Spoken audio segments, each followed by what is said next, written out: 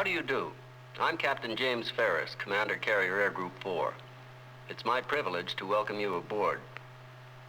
The film you are about to see is concerned with two principal factors in the carrier landing equation: the pilot and the landing signal officer.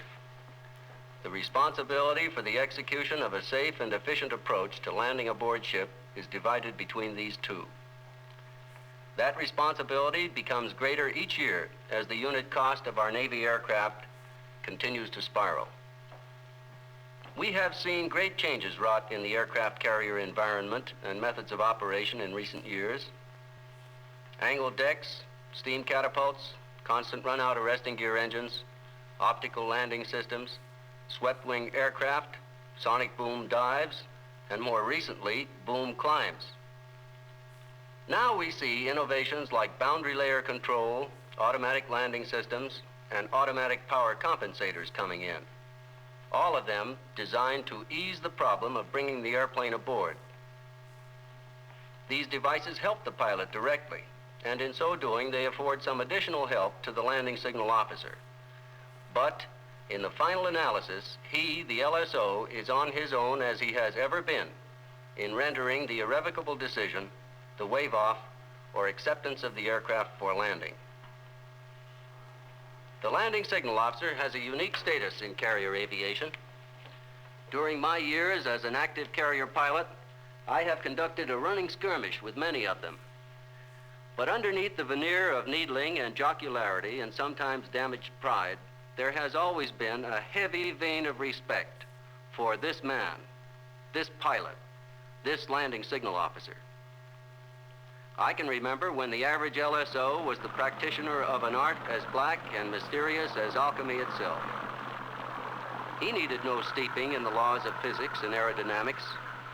He was, as often as not, an officer with a limited span in the Navy.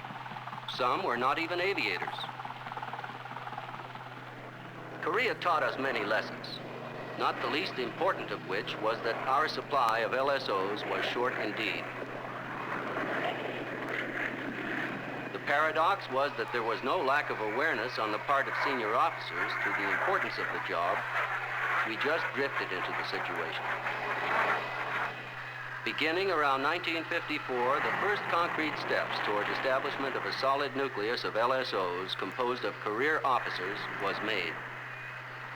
Since that time, it has been clear to any qualified observer that the ranks of LSOs in the carrier Navy today are made up of the best motivated, most skillful, and most career-minded aviators available.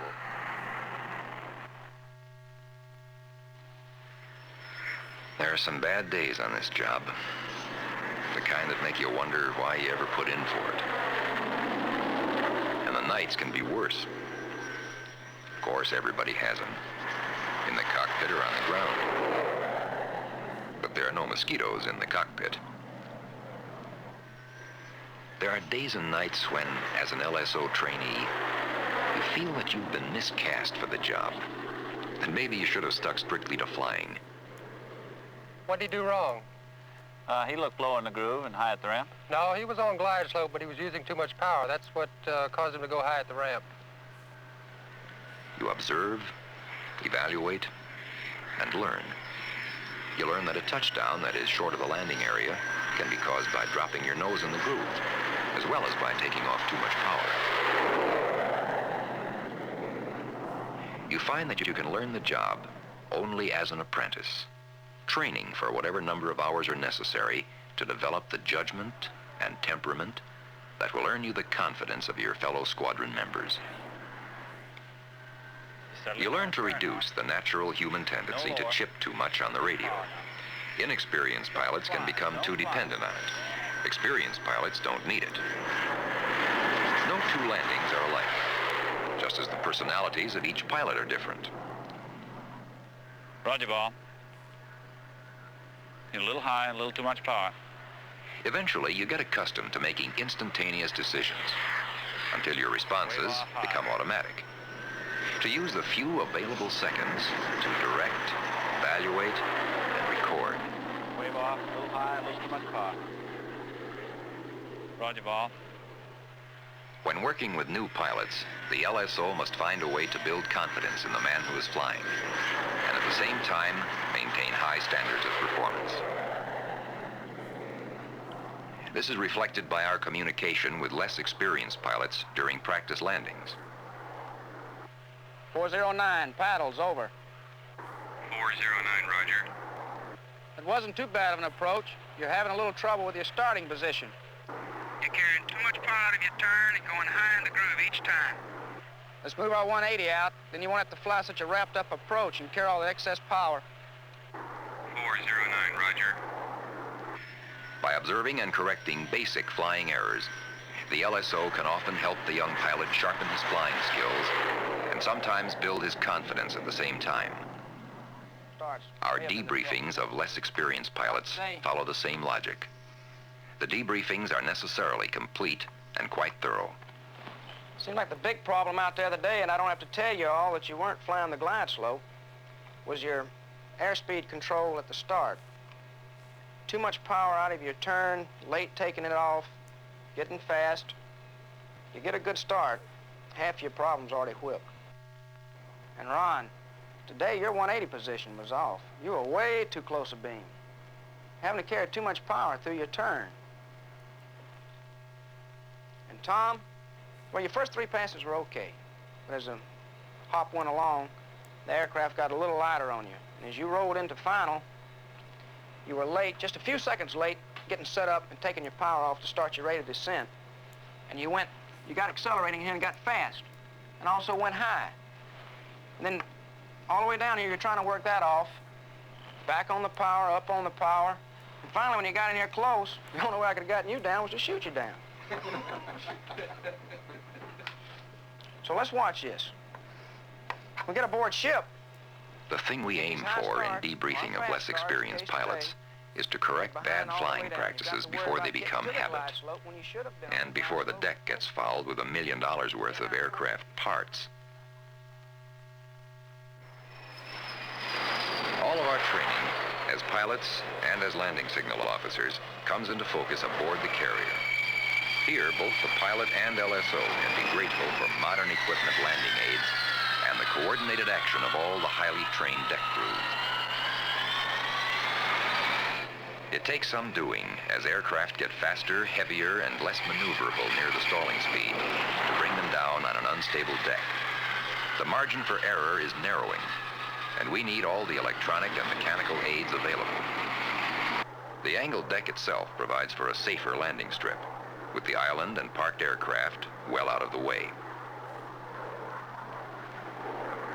With the Pilot Landing Aid television, or PLAT system, pilots and LSOs have a complete video and audio recording of launchings and recovery of aircraft. The PLAT system is an important landing aid to LSOs and pilots alike.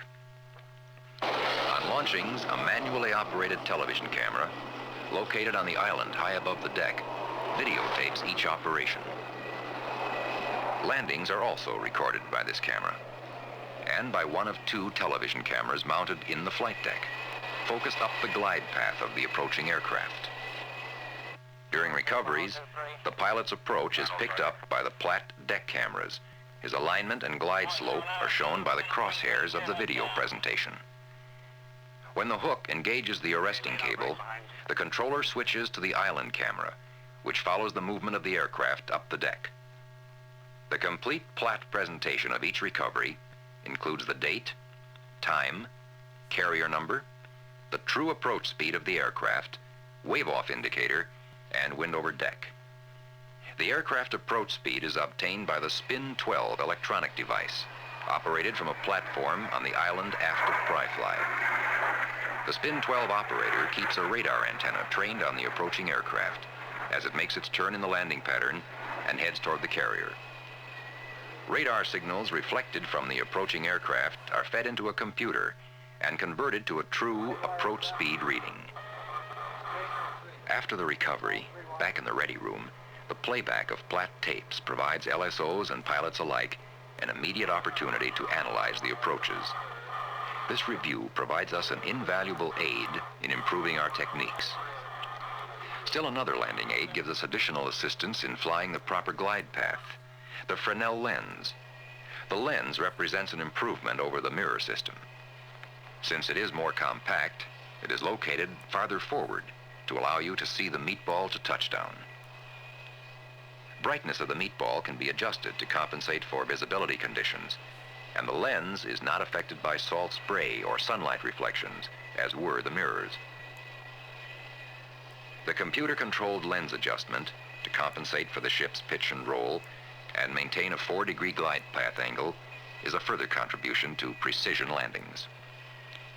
Proper hook-to-ramp clearance is quickly set by a remotely controlled roll angle adjustment. Landing aid instruments located directly in front of the LSO's platform include the plat presentation at the top of the panel, spin 12 aircraft approach speed indicator, relative wind direction and wind over deck velocity indicators, meatball and datum arm intensity indicators, roll angle indicator, glide slope angle indicator adjusted to a 4-degree angle, and the UHF radio control box. Your Angels have taken their positions aft on the starboard side. The carrier's speed into the wind has been adjusted to bring the wind over deck to an ideal 30 knots. Launch aircraft.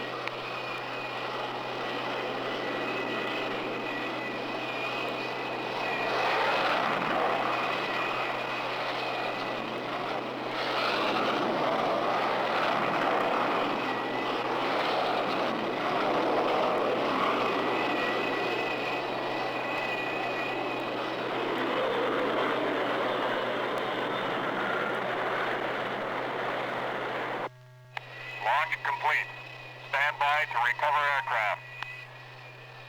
Let's look at the recovery from our vantage point on the LSO's platform. The LSO and at least one assistant man the platform, wave-off switch in hand, and radio handset tuned to the land launch frequency. With the deck crew on station, we're ready to receive you on board when the air boss gives the word. Your Phantom II is in the pattern, ready to make the approach turn. Give the backwash to Charlie now. Set the gear for Phantom. The air boss has cleared you for landing. Lens and arresting gear settings for your type aircraft are being made and checked. Upon completing the turn onto final, you have about a mile, or 20 to 25 seconds to establish your angle of attack, line up and center the meatball for an okay approach. You're rolling out in the groove. Last check. All down. Get that donut on the indexer and hold it. There's the meatball. 104 meatball. Roger, ball. Get the meatball centered. Check the lineup. Donut. Meatball. Keep it going.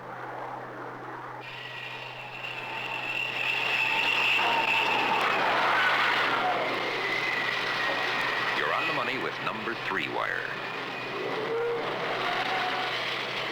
Because time could be the most critical factor in accomplishing recoveries in a wartime mission, our techniques include closely monitoring the interval between aircraft in the recovery pattern.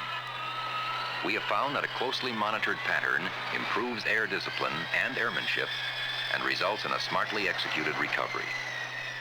Since it only takes one man to completely disrupt an entire recovery pattern, we monitor his turning point as well as his altitude. Many of the corrections required on the glide slope are the direct result of errors made earlier in the approach.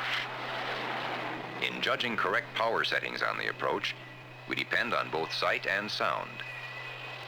For instance, some engines have a characteristic pitch, like the sound of the F-0570.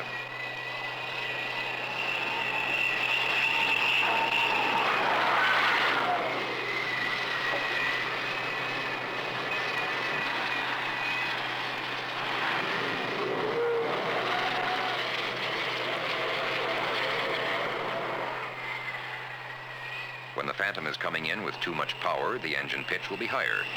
When the power is too low, the sound will have a distinctively lower pitch. We notice the jet exhaust smoke. It increases as power is added. It decreases as power is taken off. We also learn to make instantaneous judgment by the configuration of various aircraft as seen from the platform. There's a speed gauge for each aircraft. For example, on the A4, the axle of the nose wheel should be in line with the bottom edge of the flaps. If the axle is above this, he's slow. If it's below it, he's fast.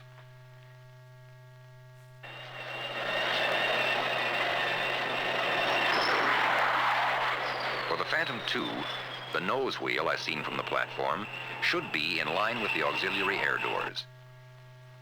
If the nose wheel is above this location, he's slow, and the leading edge of the stabilator may be damaged by the arresting wire.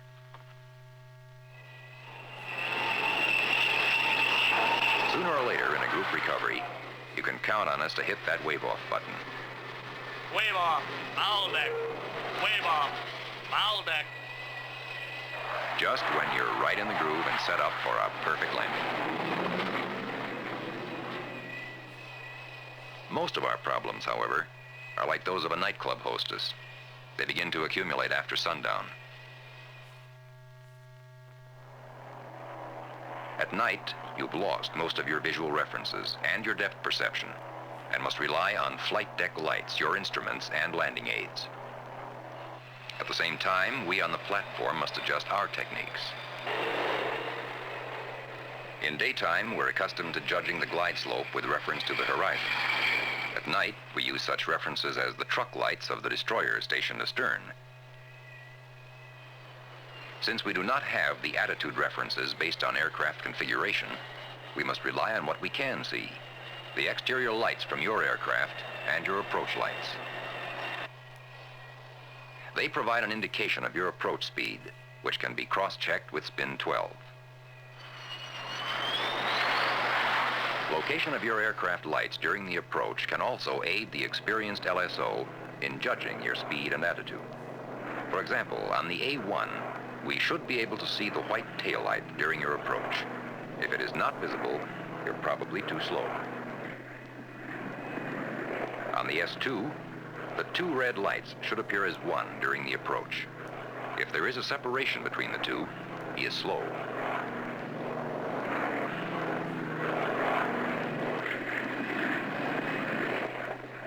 In landing all prop aircraft, the pilot's lack of depth perception at night presents a problem of when to flare the aircraft after the cut for a good three-point landing. A little more power. Cut.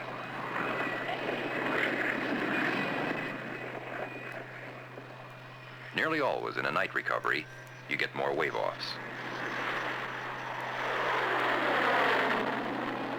And we can expect an occasional boulder as the result of a hook skip or an approach that's too high.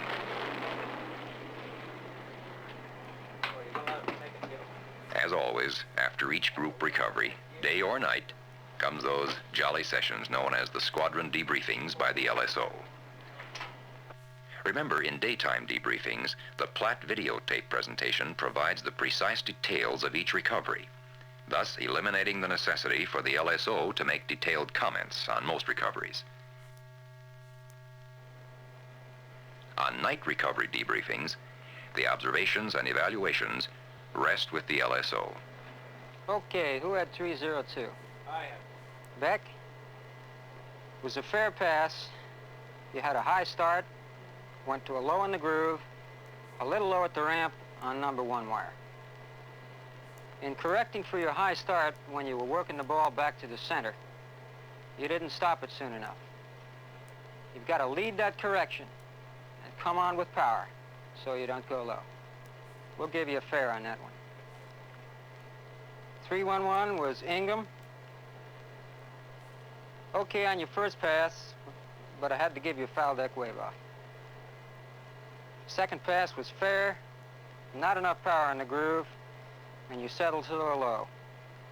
As soon as you see the ball going low, you want to come on with that power and get that ball centered. You're waiting too long to get it centered. Yeah, well, I got about halfway down the glide slope, and it looked like the ball started to get dim. Well, yeah, the ship was putting out a little smoke at that time, and it was going across the groove. That's probably why it looked a little dim. There are bound to be some bruised egos resulting from debriefings, but when they're businesslike and impersonal, the experienced pilot takes his criticism in stride. The A situation where the LSO-pilot relationship becomes more personal can happen suddenly during an emergency. Hunk back in that stick and try and get that tail down into the area. Just fly a normal approach until then, though.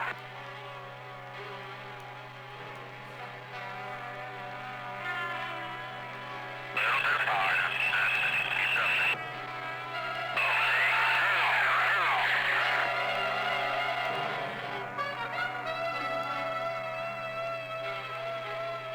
Now rig the barricade.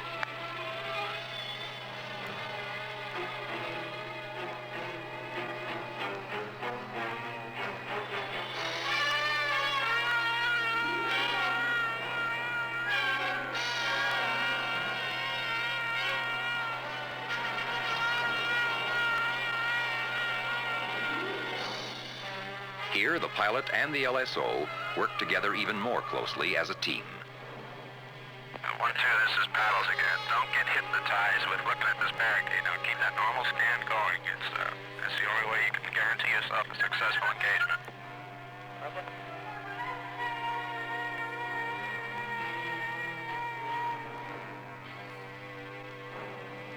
R612, Alpha 5, about 1,500 pounds, Paul. Roger, ball.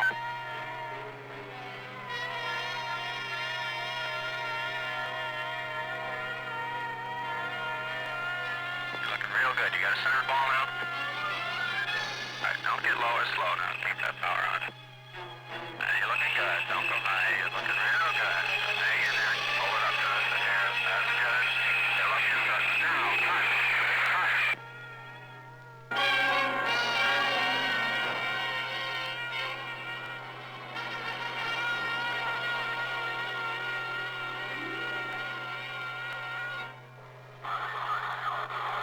The landing signal officer is proud of his job and the confidence and support he receives from his command.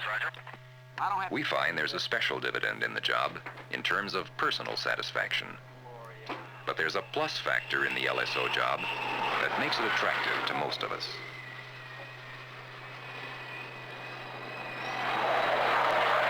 We like to fly, and we're encouraged to fly several types of aircraft. Many LSOs fly 3 or 4. We believe our LSO duties help to make us better pilots. I've said that the LSO enjoys a unique status in our Corps. Show me an officer with Lieutenant JG or Lieutenant stripes whose approval is sought by every squadron pilot. Show me a young officer to whom squadron commanders and air group commanders level a particular kind of deference and to whom skippers listen with concentration. Show me a back a little bit straighter, an eye more clear, and a sunburn more pronounced than most, and I'll show you a landing signal officer, an all-important cog in the great machine that is carrier aviation.